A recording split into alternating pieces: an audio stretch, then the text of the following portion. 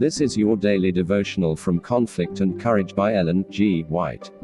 Today's devotion title is Rebellion in the Camp. Numbers 16. The above scripture references guide to the Bible account of the experience from which the lesson has been drawn. Verse of the day. These men are arrogant and presumptuous, they think nothing of scoffing at the glories of the unseen world.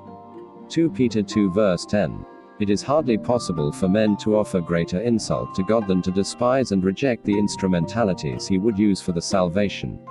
In the rebellion of Korah is seen the working out, upon a narrower stage, of the same spirit that led to the rebellion of Satan in heaven. It was pride and ambition that prompted Lucifer to complain of the government of God, and to seek the overthrow of the order which had been established in heaven. Since his fall, it has been his object to infuse the same spirit of envy and discontent, the same ambition for position and honor, into the minds of men. He thus worked upon the minds of Korah, Dathan, and Abiram, to arouse the desire for self-exaltation and excite envy, distrust, and rebellion. Satan caused them to reject God as the leader, by rejecting the men of God's appointment.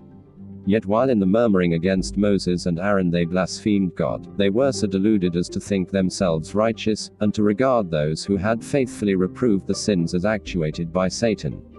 Do not the same evils still exist that lay at the foundation of Korah's ruin?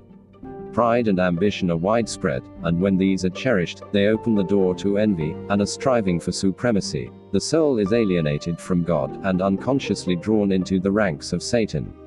While endeavoring to destroy the confidence of the people in the men of God's appointment, they really believe that they are engaged in a good work, verily doing God's service.